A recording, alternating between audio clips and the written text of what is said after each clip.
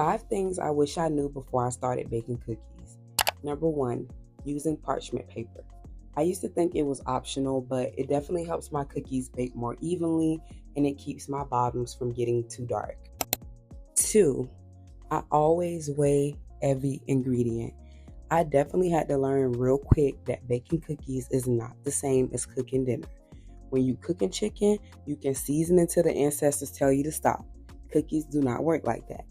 I've been baking cookies for years, and one of the biggest lessons I learned is that consistency definitely matters.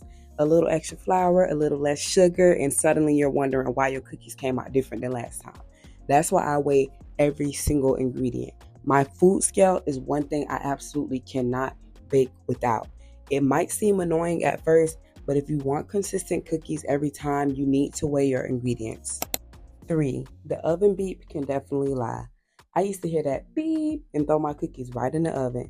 And now I wait about 10 to 15 minutes after my oven beeps before I bake anything. Just because the oven says it's preheated doesn't always mean the entire oven is fully heated. I know it sounds extra, but I'd rather wait the extra 10 to 15 minutes than waste ingredients on a bad batch of cookies. 4, trying to skip the chill time. I have had my fair share of trying to skip the chill time. I do not bake any cookies unless it's been a minimum of 2 hours, and I highly recommend overnight anyway. Like anybody that's in my cookie class already know.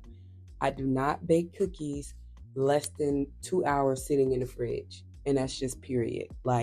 And I always highly recommend leaving it in the fridge overnight. But 2 hours, you can get away with it if you don't really care. It's really just me. I like to let all my stuff solidify, come together. That's just what I like to do.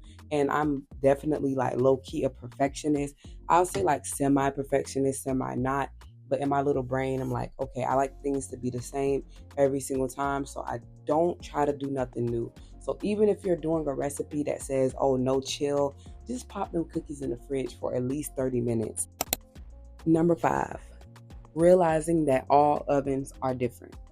I will always follow a recipe and I'll be like, why is this baker saying to bake it on 350 for 12 minutes? And when I bake it on 350 for 12 minutes, it take dang near 20 minutes for me to bake it.